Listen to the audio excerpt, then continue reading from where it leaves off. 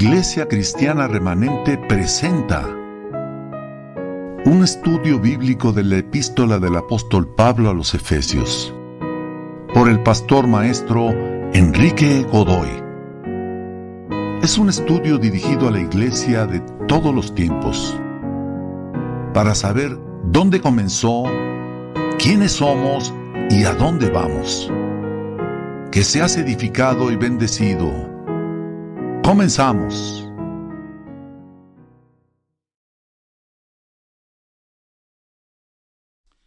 Eterno Padre Celestial, te alabamos, te bendecimos. Gracias por tu bondad, tu amor, tu paciencia.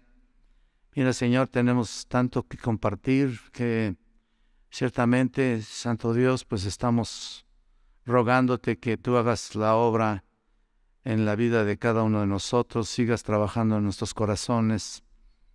Sigamos aprendiendo, Señor, de tu bendita palabra para ser edificados, fortalecidos, restablecidos.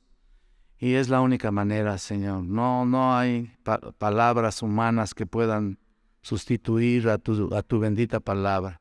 Te pido, Santo Dios, que bendigas a toda la congregación que has puesto en nuestras manos y a nuestros hermanos que están en este estudio en este momento y los que están por venir, bendícelos, tráelos con bien. A nuestro hermano Geli y Alejandra también te pido porque los bendigas. Ellos están, gracias a ti, Señor, y a su disponibilidad para poder poner sonido, etcétera, lo que están haciendo. Bendícelos en el nombre de Cristo, te lo pedimos. Amén. Bueno, vamos a leer, como ustedes pueden ver, ya estamos aquí en Efesios 2, del 13 al 19. 13 al 19. Ahorita lo quité tantito, pero en realidad es 2 del 13 al 19.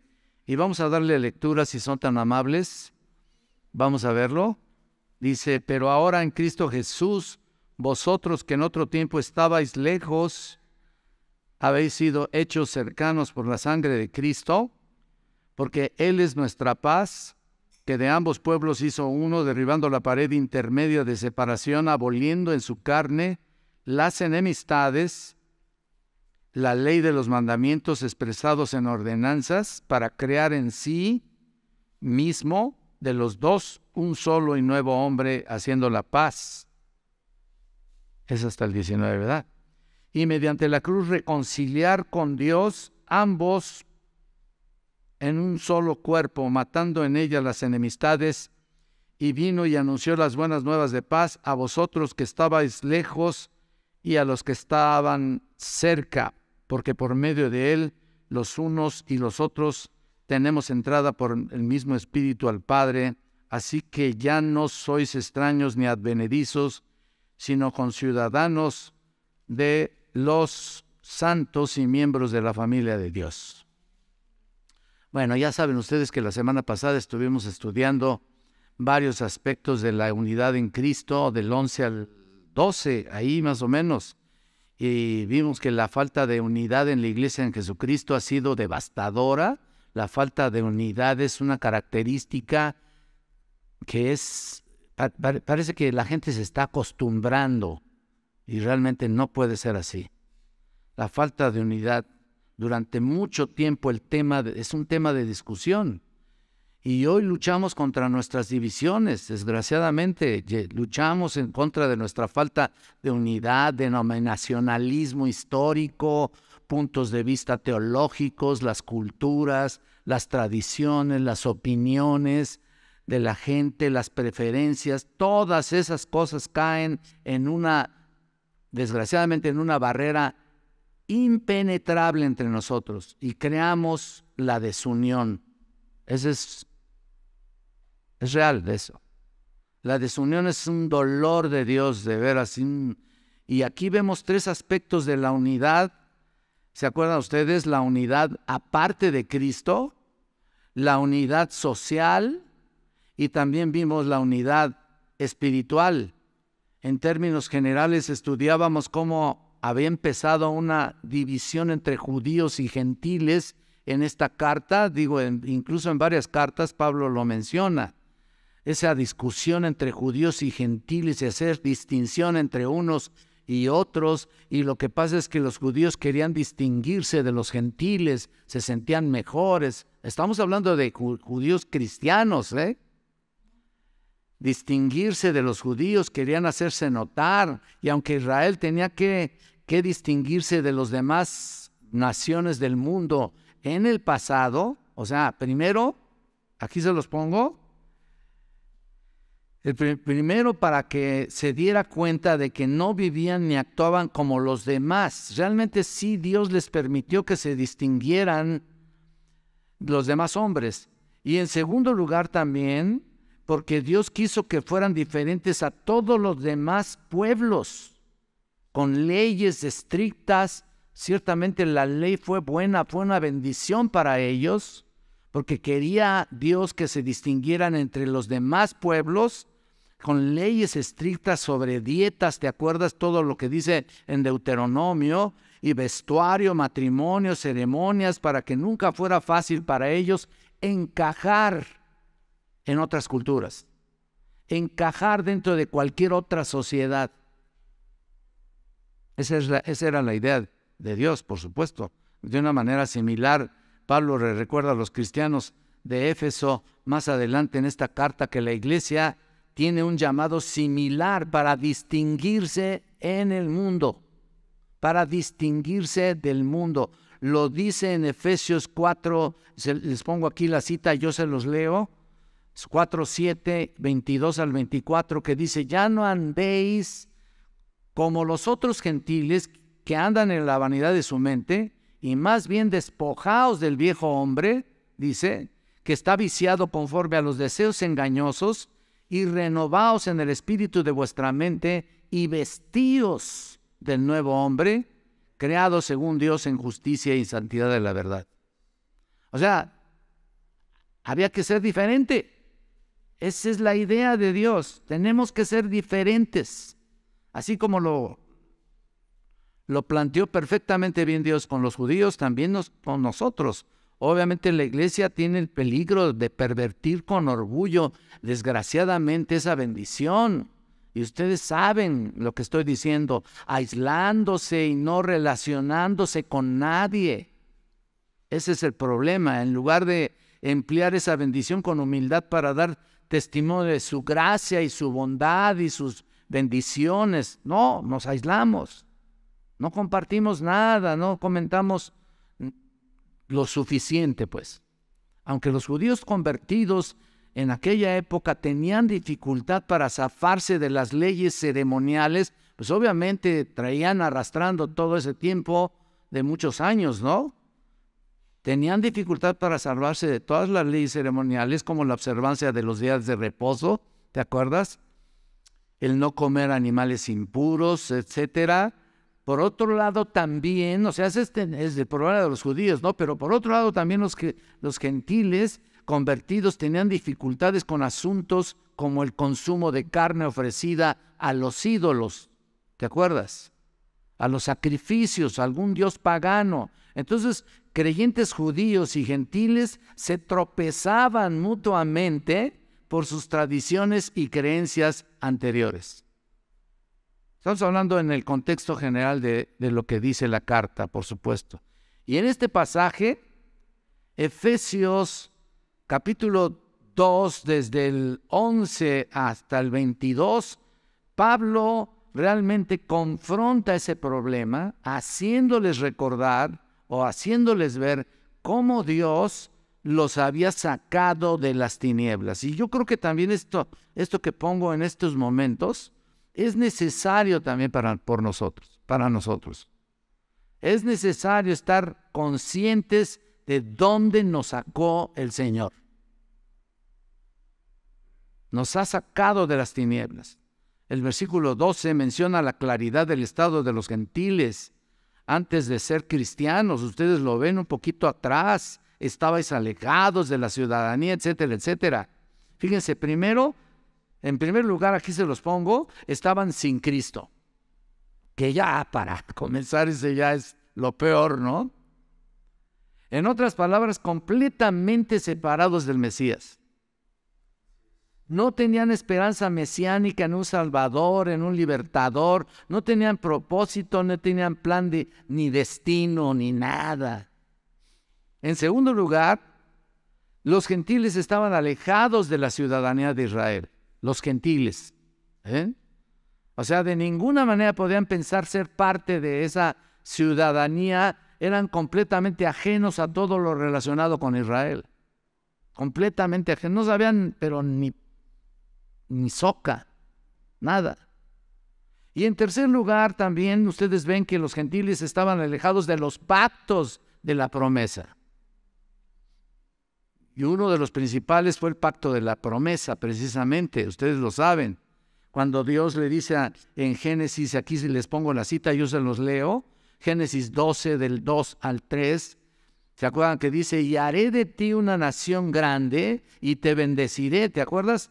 Y engrandeceré tu nombre y serás bendición, bendeciré a los que te bendijeren y a los que te maldijeren los maldeciré y serán benditas en ti, o sea, fíjate, serán benditas en ti todas las naciones, las familias de la tierra. ¿Qué quiere decir eso? El propósito de hacerlos cercanos, pues era para que precisamente dieran a conocer el nombre de Dios en toda la tierra. En cuarto lugar, si lo ves aquí, bueno, ahí está el pasaje que les leí. En cuarto lugar, y por último, dice ahí que los gentiles estaban sin esperanza y sin Dios en el mundo. ¡Qué tragedia! Eso es, yo creo que para mí, es la peor tragedia, sin esperanza y sin Dios. Yo quisiera que estuviéramos conscientes de lo que éramos. Es decir, todo lo que los que no tienen a Cristo así viven, sin esperanza, sin Dios. Pero en referencia a este texto, así vivíamos también nosotros. Así estábamos. El Salmo 146, 5 dice, bienaventurado aquel cuyo ayudador es el Dios de Jacob, cuya esperanza está en Jehová su Dios. Bienaventurados. Los gentiles no tenían esperanza como al expresarla como lo expresa, por ejemplo, el salmista en el Salmo 71, 5, cuando dice, porque tú, oh Señor Jehová, eres mi esperanza. Apunten esos versículos que son muy importantes. Mi esperanza, seguridad mía desde mi juventud. ¡Wow!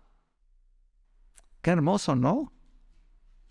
Si ahora que contamos con el Señor, imagínate, pero los gentiles de aquella época y la de todos los tiempos no contaban con esas promesas tan maravillosas y por lo mismo pues carecían de esperanza. Y así hay gente nuestra, ¿no? Muy cercana. No tienen esperanza. Es una tragedia. La esperanza verdadera solamente se tiene cuando hay promesas verdaderas. Solo así podrían tener significado y seguridad en la vida. Vivir por vivir, sin esperanza, sin gozo, sin paz, sin plenitud, sin nada, con una vaciedad espantosa de verdad. Así estaban los gentiles. Y así existe mucha gente, millones, la mayoría de este mundo están en esa situación. Pero ahora en este pasaje que vamos a estudiar, y esta es mi proposición por decir así, ratifica realmente la situación de los gentiles con Cristo de manera concreta en 3 aspectos. Esos 3 aspectos los vamos a ver, espero que los veamos rápidamente. Miren, el primero es acercándonos por la sangre de Cristo. O sea, la carta es lo que dice a los gentiles, ¿no? Y a los judíos también. Y nos lo dice a nosotros. Número 2, haciendo la paz con Dios. Y número 3, también haciendo la paz con su pueblo.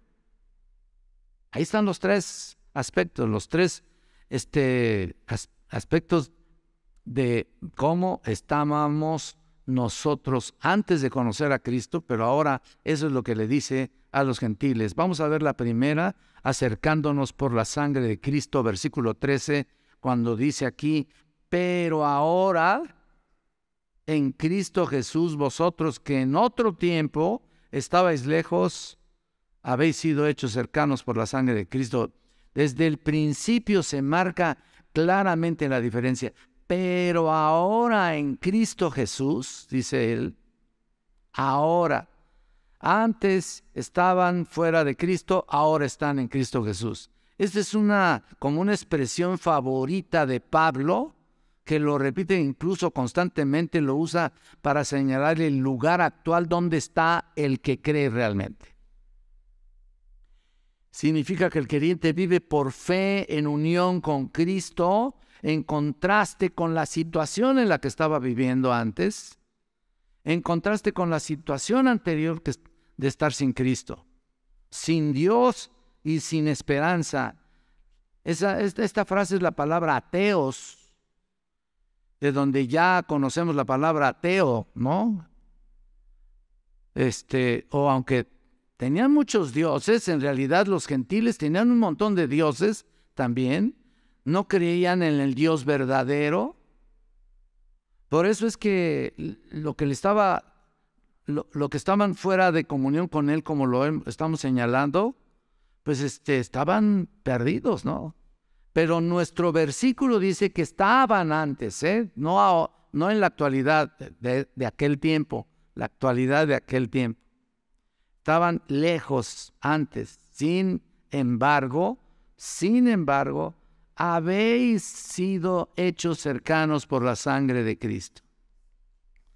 Habéis sido hechos cercanos. Y ustedes lo pueden ver en Isaías, y ahí sí los invito para que vayan, si tienen la oportunidad y si tienen sus Biblias ahí, en Isaías capítulo 57, versículo 19.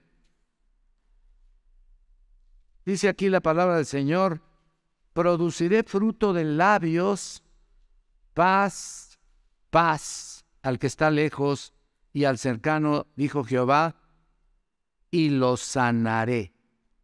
Mira, lejos o alejados era un término judío también que era muy común, que se utilizaba en los escritos rabínicos para describir a los gentiles, o sea, a los alejados o a los que estaban lejos, que estaban alejados del Dios verdadero, pero por otra parte los judíos convertidos se consideraban cercanos a Dios por la sangre de Cristo, correcto. Pero no se trataba de una cercanía externa, dispensacional, nacional, por decir así, o geográfica, no. O incluso ceremonial, para nada, sino una íntima unión espiritual con el Señor Jesucristo. Es lo que ahora tenían. De hecho, la frase ser acercado o cercanos, como dice aquí en el versículo 13, significa ser atraído a o reunido con. Atraído a o reunido con o reconciliado con.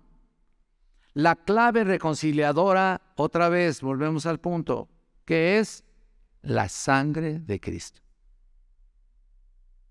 Ahí está.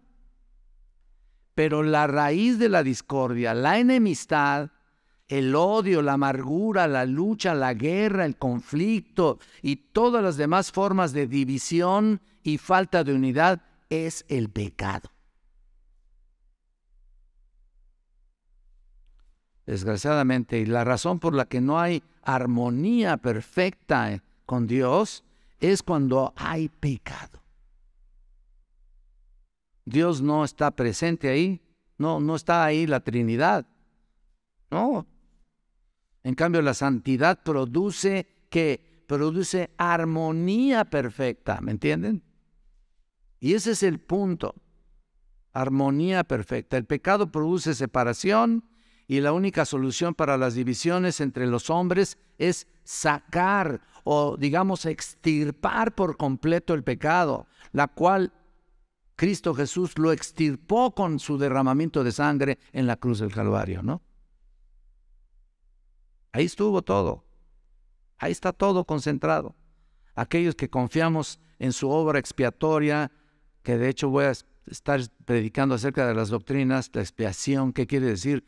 Somos libertados del pecado con una naturaleza nueva y seremos liberados de manera práctica y permanente del pecado cuando Cristo nos dé nuevos cuerpos. Nuevos cuerpos, cuando lleguemos a encontrarnos con el Señor y le veamos cara a cara.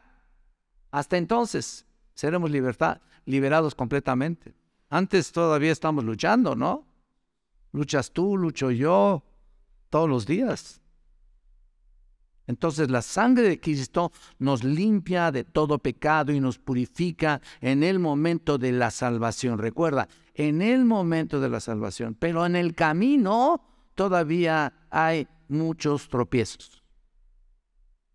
Todavía hay un proceso de santificación que Dios tiene que estar quitando todavía.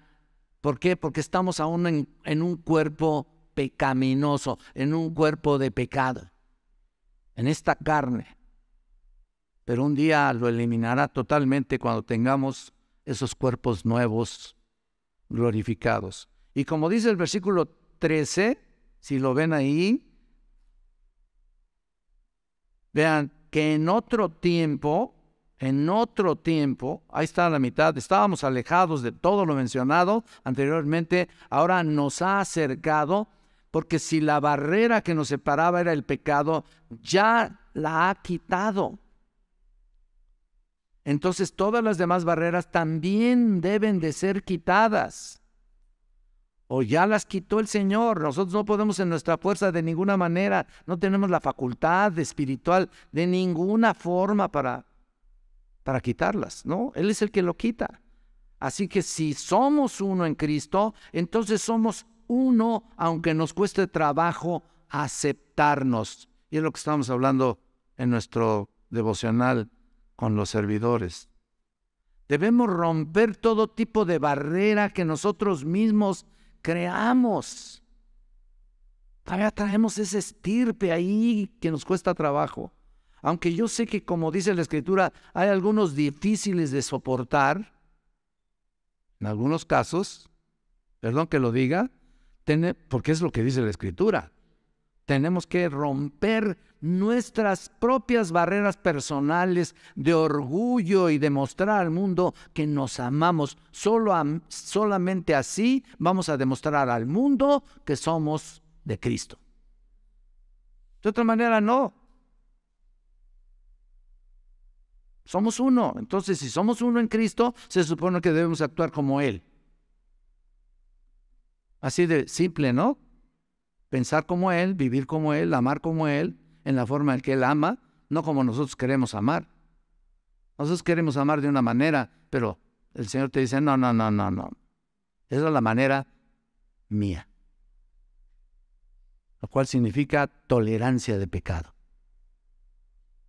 Entonces amamos como Él, pero también exhortamos como Él. ¿Por qué? Porque somos uno en Cristo. Y hacemos lo que Él dice, no lo que nosotros pensemos. Fundamentalmente nuestra iglesia en base a su palabra. Porque si sus palabras son espíritu y son vida, imagínate nada más, entonces mostramos vida a quien está cerca de nosotros, y por eso es que es nuestro deber ganar a los que están cerca de nosotros, con los que nos topamos a diario.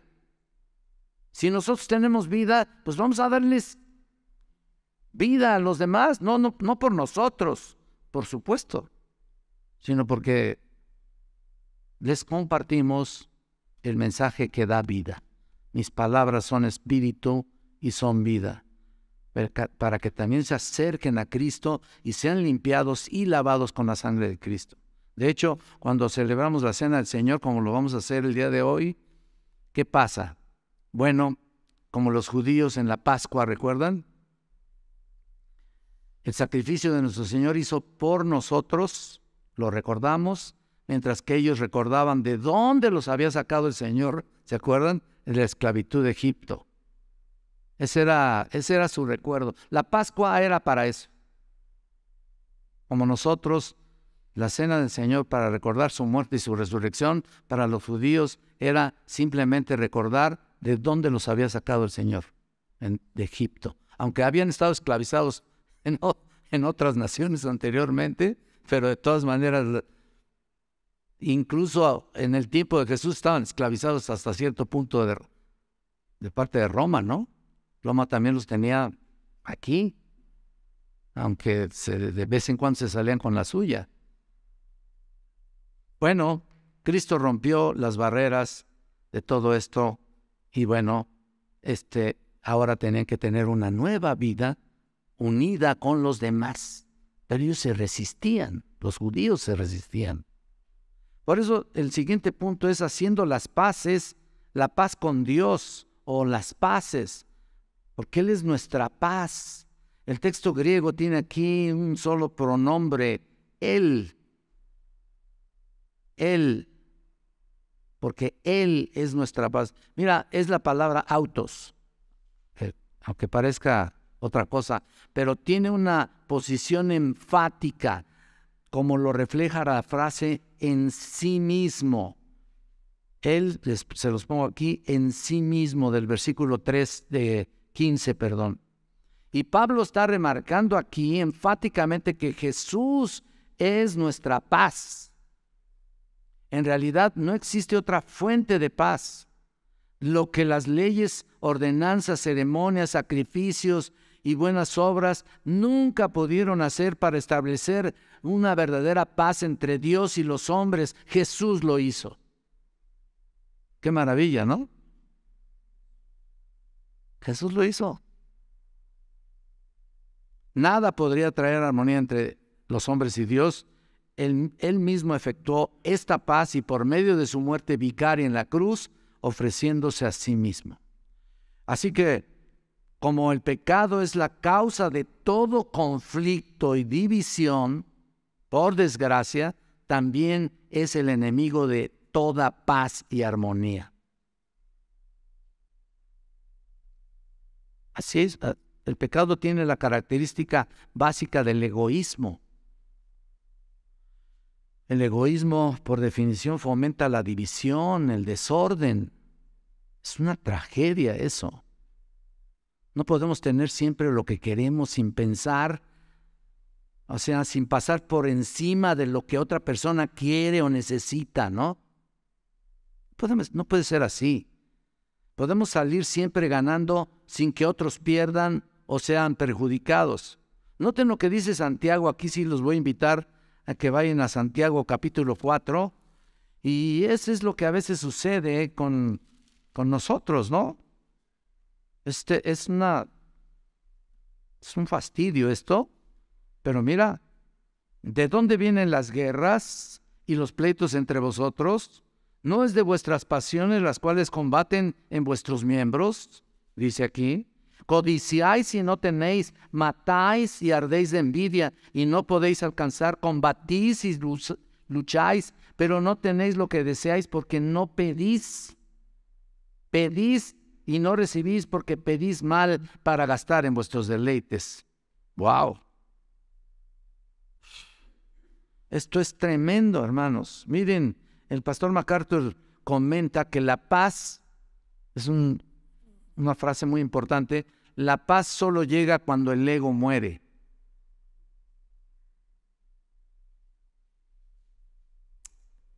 Es una frase del pastor. Y el único lugar donde el ego muere de verdad es realmente al pie del Calvario.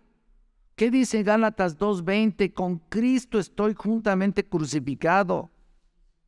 Ahí se les pongo la frase y les pongo el texto. Y ya no vivo yo más, ya no vivo yo, pero de verdad ya no vivas tú con tus egos y tus egoísmos y todo lo demás que hemos mencionado. Ya no vivo yo, mas Cristo vive en mí, y lo que ahora vivo en la carne, lo vivo en la fe del Hijo de Dios, el cual me amó y se entregó a sí mismo por mí. A ver, ¿Qué más queremos? Tremendo. Hacer la paz con Dios es haber sido rescatado y redimido por medio de su justicia. Miren lo que dice Romanos aquí un poquito para atrás, en el capítulo 5, versículo 1. Ustedes reconocen y saben cuál es ese texto. Justificados pues por la fe tenemos paz para con Dios por medio de nuestro Señor Jesucristo. Ahí está. Esta es como una declaración legal para siempre. No se trata de una sensación subjetiva de calma y serenidad, así. No, cálmate. Aunque van implícitos, por supuesto, pero sino una realidad objetiva que Dios, habiendo declarado la guerra al hombre por causa de su pecado, ahora por medio de la justificación, hacer la paz con el hombre para siempre al reconciliar por el único medio existente que es Cristo. Hay una historia que se hizo un libro, más bien hay un libro que se hizo una película que se llama El Hijo de Paz. No sé cuántos la hayan visto. Y a mí me impactó tremendamente. Se los voy a contar, lo voy a medio leer porque también no me acuerdo de muchos detalles. Se trata de unos misioneros que fueron al África para llevar el mensaje de Cristo y trabajaron dando, pues muy duro, dando servicio médico a las tribus. Pero estos misioneros se dieron cuenta que las tribus estaban constantemente peleando y luchando una contra otra. Y un día una de las tribus buscó la manera de hacer pues las paces con la otra tribu, invitando constantemente a uno de sus jefes. Un día lo invitaron a uno de sus jefes y agasajándolo de muchas maneras, sin saber que su mayor virtud era la traición. O sea, para ellos el héroe en la Biblia era Judas. Judas el traidor. Hasta que un día, cuando fue a hacer las paces y estuvo con ellos, lo invitaron, por supuesto, le dieron la bienvenida como siempre y entonces, en un descuido, lo mataron y se lo comieron. Se lo comieron en un ritual espantoso. Entonces los de la tribu contraria se dieron cuenta y continuaron peleando. Pero un día uno de los misioneros propuso que hicieran la paz definitiva, o si no, ellos ya se iban a retirar. Así que todo lo prepararon. Entonces, fíjense lo que pasó. El hijo de la esposa del jefe, el hijo recién nacido, fue dado a la otra esposa del jefe de la tribu contraria en señal de paz. O sea, el hijo de la señora esta, de una de las tribus, fue y dio su hijo a la otra señora en señal de paz. Entonces, pero no para sacrificarlo, sino que era el trato, ese era el trato, que mientras el hijo viviera, estarían en paz. Y esta fue la gran oportunidad para los misioneros para explicar el Evangelio y darles a conocer perfectamente el plan de salvación que Dios dio a su único hijo para hacer las paces con el ser humano lleno de pecados. Y para que mientras viva en sus corazones habría paz. Miren, lo comprendieron profundamente, tanto que se convirtieron a Jesucristo. Los jefes de las tribus. Y ahora forman la primera iglesia en África. En aquel entonces se formó la primera iglesia en África, con tribus que eran caníbales. Y uno de los jefes de la tribu llegó a ser el pastor de ellos. A mí me conmovió mucho, sinceramente, cuando leí el libro y también vi la película. De la misma manera, Jesucristo vino como un bebé a la tierra. Y en su sacrificio en la cruz se convirtió en paz para con todos los que confían en Él. La paz no es temporal, es permanente. Fíjense, pero además, pasando al otro punto, hizo las paces con su pueblo. O hizo la paz con su pueblo. En el versículo 14, más adelante dice, derribando la pared intermedia. Bueno, aquí se los pongo. De ambos pueblos hizo uno. Es el 14, sí, de ambos pueblos, de los judíos que estaban cercanos y de los gentiles que estaban lejos, hizo uno derribando la pared intermedia de separación. Todos los que le dan demasiada importancia, escúchenme, al dispensacionalismo, concretan que hay dos pueblos. Pero vean lo que dice aquí. Esto es lo que sucede. En Jesucristo, un judío ya no se distingue de un gentil. En lo que concierne a la religión. De hecho, desde el año 70 después de Cristo, cuando el templo fue destruido, judaísmo religioso dejó de existir como tal. No solo quedó destruido el lugar de los sacrificios, sino que también todos los registros genealógicos en los que se basaba el linaje sacerdotal. Entonces, de la misma manera, un gentil en Cristo ya no se distingue de otros en lo referente a su condición espiritual. Para quienes están en Cristo, la única identidad que importa es su identidad con Cristo, nada más. Por eso dice que fue derribada la pared intermedia de separación. Aquí mismo lo está diciendo en el versículo 14. ¿Lo estás viendo? Ahí está, derribando la pared intermedia que había de separación. Esto es como si estuviera señalando las divisiones del templo, que ninguna persona fuera gentil podría ni siquiera acercarse al santuario, ¿correcto? Como lo que le sucedió a la señora que quería conocer la religión judía, ¿te acuerdas? Que les conté la semana pasada, y fue ahí con el rabino, y el rabino le cerró la puerta en las narices.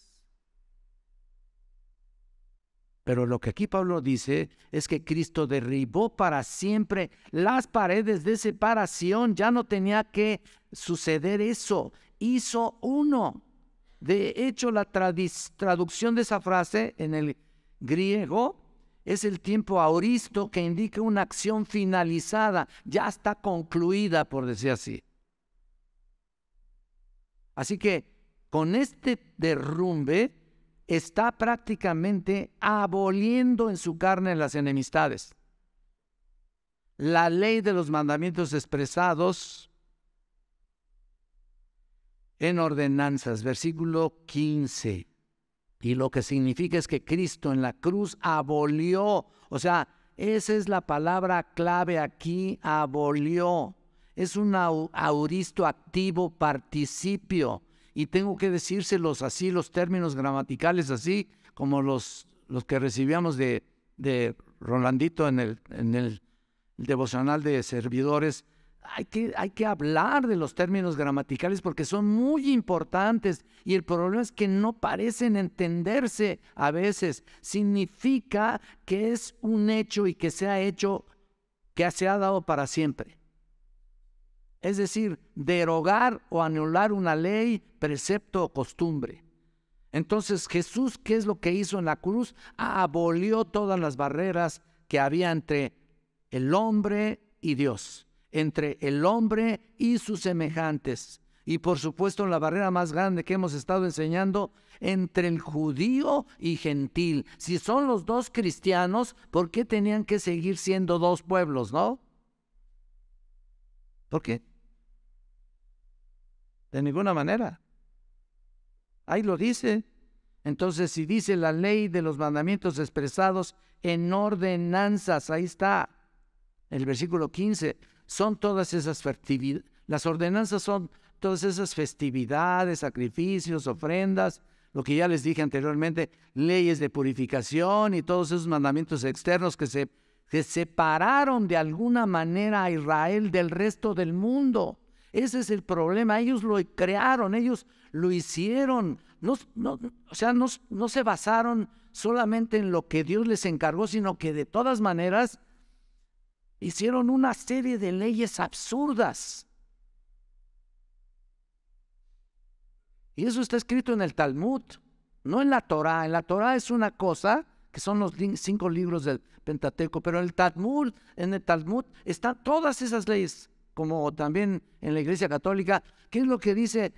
¿Por qué hacen esto? No es que lo dice la Iglesia, pero ¿quién lo escribió? O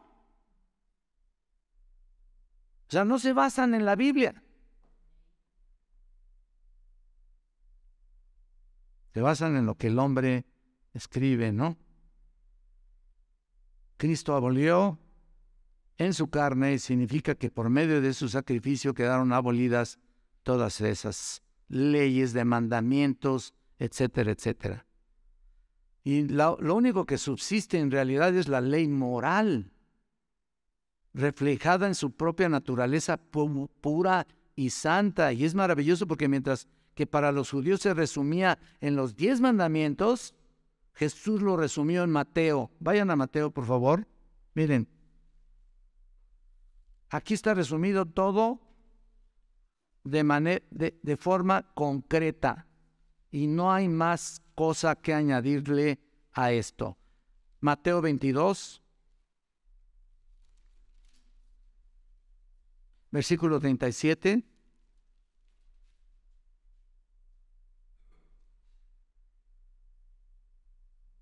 ¿Qué dice ahí? Y Jesús le dijo, amarás al Señor. Mira desde arriba, maestro, ¿cuál es el gran mandamiento en la ley?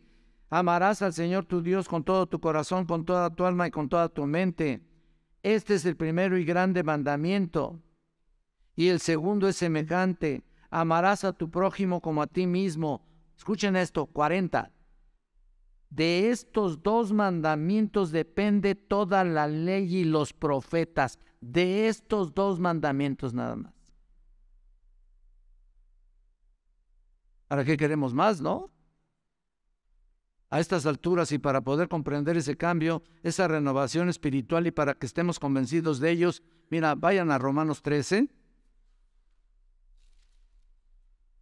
versículos del 8 en adelante, 8 al 10, se los pongo aquí también. No debáis a nadie nada, sino el amaros unos a otros, porque el que ama al prójimo, ¿qué? ¿Ha cumplido la ley? Ahí está. Porque no adulterarás, no matarás, no hurtarás, no dirás falso testimonio, no codiciarás, y cualquier otro mandamiento en esta sentencia se resume: amarás a tu prójimo como a ti mismo. El amor no hace mal al prójimo, así que el cumplimiento de la ley es, ¿qué? El amor. Ahí está todo. Entonces lo que estamos viendo aquí es que todo lo relacionado a las ceremonias, distinciones de cualquier forma, fueron quitadas del medio, hechas a un lado. ¿No? Punto. Específicamente los judíos y los gentiles, sin embargo, se extiende a cualquier otro grupo o persona en particular. Se extiende, no solamente se concentra en judíos y gentiles, no, se extiende también a cualquier otra persona o grupo, lo que me quieras llamar. No, ya no debemos hacer nuestros bandos en particular para buscar la manera de a ver quién me escucha, a ver quién. Ya no tengo derecho de preferir a algunos hermanos y desechar a otros. ¿Vamos a desechar a otros? Ellos tenían a Cristo, tanto judíos como gentiles. Pero los judíos se creían superiores porque ellos habían recibido de primera mano los mandamientos y las leyes. ¿Y por qué los vas a hacer a un lado? Ahora son uno en Cristo. Se acabó. Se quitaron las barreras. Ya no debemos hacer nada de eso. No es nuestro problema. Mira, no debemos de amar muchísimo a unos y a otros hacerlos a un lado. Por favor. Y eso sucede en muchas iglesias. Es triste. Mira, no debemos desechar a nadie, hagan lo que hagan, no es nuestro problema, excepto cuando veamos un pecado comprobado en alguien. Entonces sí, lo exhortamos en amor, en el amor de Cristo, pero no podemos derribar la barrera cuando nos conviene, nada más. Y luego la volvemos a levantar en otras ocasiones cuando no me agradan los hermanos o no me caen bien, según sea mi estado de ánimo. ¿Qué es eso? El Señor creó en sí mismo de los dos. Ahí está más claro todavía. Versículo 15. Un solo y nuevo hombre haciendo la paz. ¿Lo están viendo? Esta es la nueva unidad que solo puede ocurrir cuando somos unidos en Cristo. Si así no fuera, ¿cómo podrían estar considerados o cómo podría estar considerada nuestra relación con Cristo si pertenecemos a su cuerpo? ¿Cómo podría ser? No podría ser. Lo que quiero decir es que si somos parte del cuerpo de Cristo, entonces somos partes, aunque seamos partes separadas físicamente, pero espiritualmente somos uno. Nada más. Jesús y un nuevo hombre. La palabra nuevo aquí, si regresamos a nuestro pasaje, es la palabra kainos. Y no se refiere a algo completado cuando acaba de salir de la fábrica un carro, por ejemplo, siendo uno entre muchos. Se refiere a una diferencia de clase, fíjate qué distinción, diferencia de clase y calidad. Un modelo nuevo y totalmente diferente en todo lo que existió antes.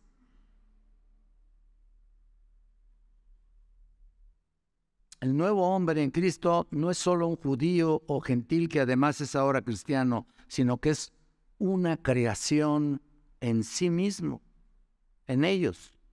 Dios creó una nueva humanidad, prácticamente creó una nueva humanidad, espiritualmente hablando. Los gentiles no llegaron a ser judíos, pero tampoco los judíos llegaron a ser gentiles. Cristo creó en sí mismo de los dos un solo y nuevo hombre haciendo la paz. Hay una persona que se llama Clemente de Alejandría, escribió hace muchos siglos una parte y aquí se los leo. Dice, nosotros los que adoramos a Dios de una manera nueva, como la tercera raza, dice él, somos los cristianos.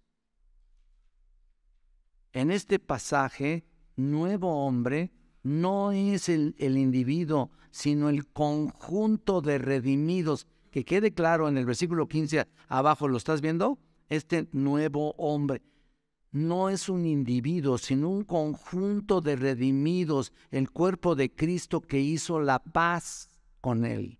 Y vean el versículo 16. Y mediante la cruz reconciliar con Dios ambos en un solo cuerpo, matando en ella las enemistades. Wow. Entonces la cruz lo es absolutamente todo.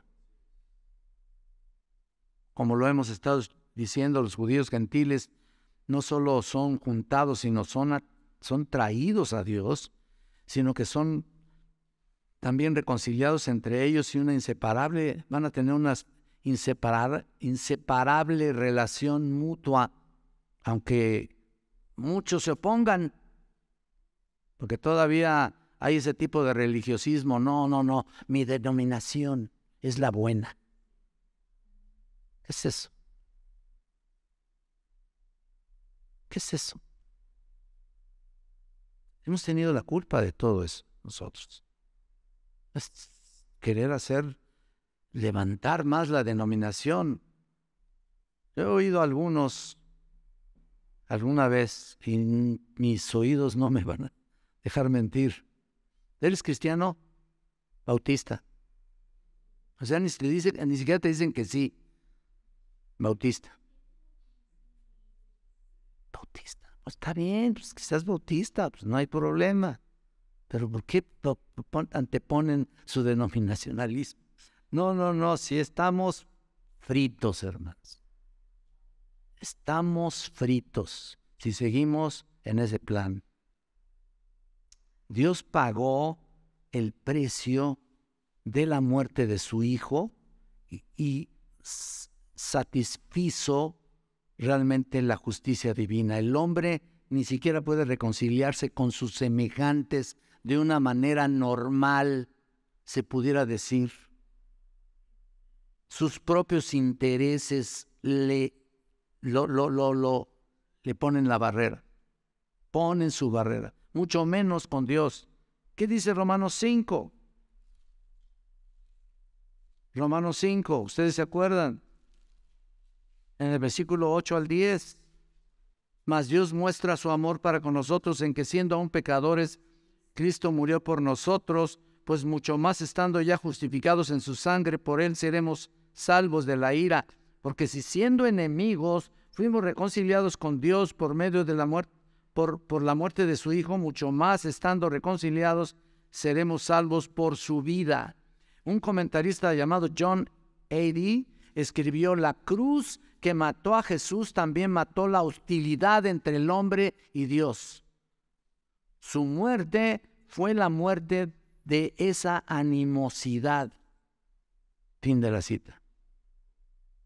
La cruz fue la respuesta de los judaizantes a los grupos elitistas, a la discriminación racial, a todas esas personas que se sienten apartados o discriminados. Aquí ya no hay más gente especial, aquí ya no hay más ni en talentos, ni en posiciones, ni en culturas, ni en razas, ni en niveles sociales. ¿Por qué? Porque de ambos pueblos hizo uno. Tenemos que entenderlo. Ahora pertenecemos a un cuerpo, que es Cristo. Así que las diferencias ya no tienen por qué existir. Y si Cristo mató las enemistades entre esos dos pueblos, ¿por qué hay tantas enemistades en las iglesias? Tan solo en una iglesia, ya olvídate de las denominaciones, tan solo internamente hay muchas diferencias ahí. Jesús nos dio las buenas nuevas para ser uno. Versículo 17 lo dice claramente, mira: pero gracias a Dios que aunque erais esclavos del pecado, habéis obedecido de corazón a aquella forma. Bueno, perdón. Esto debía de haberles puesto antes, por si quieren fotografiarlo. Pero estoy con el versículo 17. Que aunque erais esclavos del pecado, habéis obedecido de corazón aquella forma de doctrina a la cual fuisteis entregados. En otras palabras, el Evangelio no solo nos dio vida, sino que nos unió. Desde que vino a nacer este mundo, ahora que vamos a festejar la Navidad, ojalá podamos compartir esto. Los ángeles exclamaron: gloria a Dios en las alturas, en la tierra paz y buena voluntad. ¿Para quién? ¿Para los judíos? Para con los hombres en general. No dijo los hombres y las mujeres. Es un término genérico. Se puede decir que esta es una especie de dicotomía, ¿no? No solo en las buenas nuevas tenemos paz para con Dios, sino tenemos paz para con los demás. Tú y yo debemos hacer las paces con los demás, con aquellos que estuvimos mal, con aquellos que hemos estado en diferencias, etcétera, etcétera. División en dos partes de una cosa. Eso es lo que quiere decir dicotomía. Jesús mismo dijo: la paz os dejo, mi paz os doy. Entonces, todos los que estábamos vagando por este mundo, sin Dios, sin esperanza, estábamos lejos. O sea, los gentiles andábamos como nómadas espirituales, sin propósito, sin finalidad en la vida, vagábamos por todos lados, andábamos como las bolas de de billar, ¿no? Que andan dando tumbos por todos lados, pero no entran en ningún lado, ¿no? Y vean el versículo 18.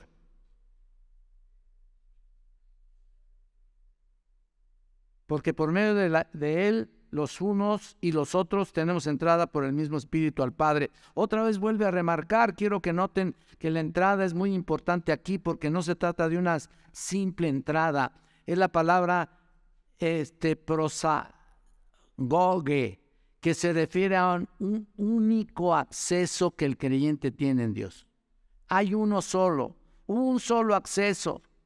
Y por supuesto indica que no se trata de poseer un acceso por tu propio derecho, por tu propio esfuerzo, de ninguna manera. Es una entrada otorgada solamente por la gracia de Dios. No hay otra forma de entrar. Y solo es precisamente por medio de la sangre derramada. Nadie viene al Padre sino que... Ahí está. Él es el único que dice quién tiene la entrada al Padre. Ninguna religión, filosofía, nada en lo particular, nada podrá dar entrada a la paz con Dios. Nada. Miren lo que dice el 19, ya voy a terminar.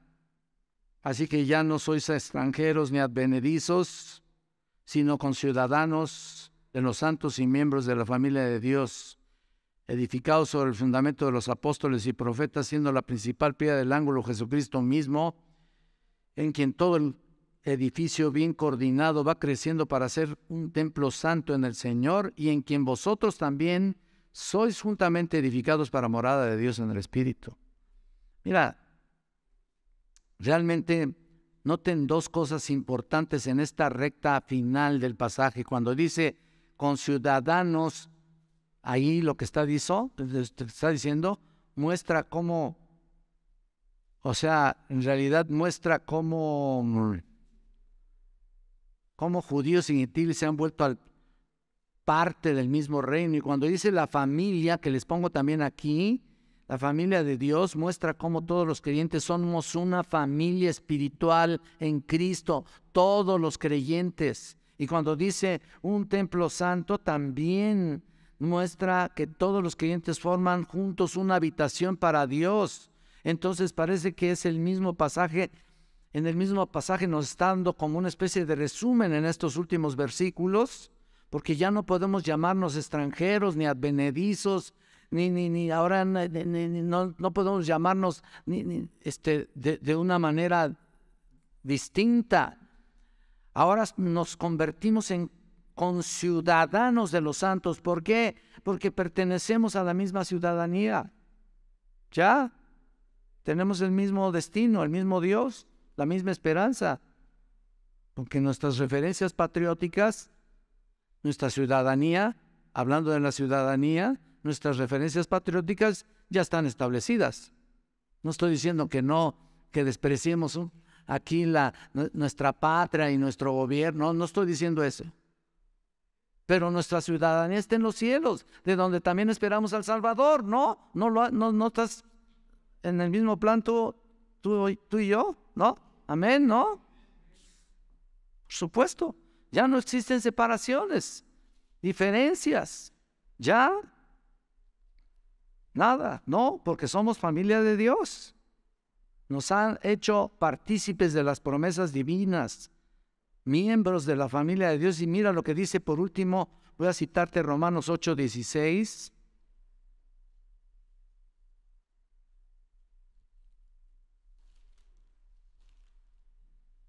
¿Qué dice aquí? El Espíritu mismo da testimonio a nuestro espíritu de que somos hijos de Dios.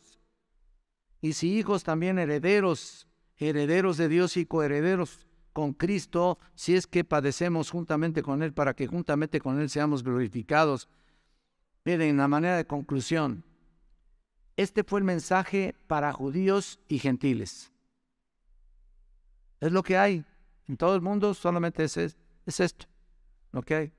Y sus diferencias. A lo suyo vino, recuerden, y los suyos no le recibieron. Ya, el mensaje de primera mano, ellos lo tuvieron. Ellos tuvieron la oportunidad.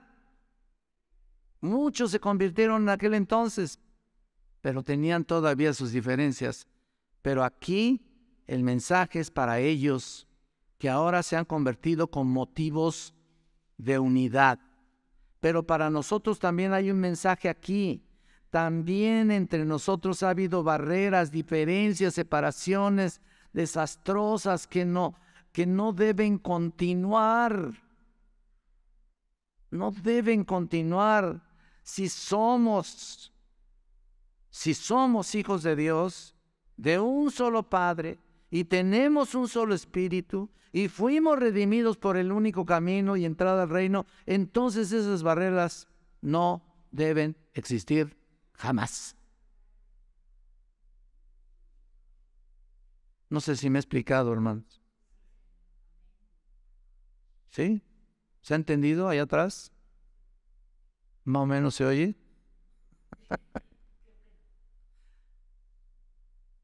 Tú y yo daremos cuenta de eso. Lo malo es que las aceptamos, pero en la práctica luego seguimos haciendo distinciones, cuando menos en pensamiento, lo que estábamos diciendo. Hay que tener cuidado. Oremos. Señor y Padre, gracias te damos por este tiempo que nos das de estudio. Me di la libertad de pasarme un poco, Señor, pero sé que de todas maneras tendremos convivencia. Te pido que bendigas a nuestros hermanos y les ayudes en su diario caminar y que podamos ver a todos los que son hijos tuyos, Señor, sin ninguna barrera, y amarnos como somos, no viendo lo que el hombre ve, no viendo lo externo, sino dándonos cuenta de que todos los redimidos somos hijos tuyos. Gracias, Señor, por esa maravillosa distinción. Prepáranos para nuestro servicio general, en el nombre de Cristo. Amén.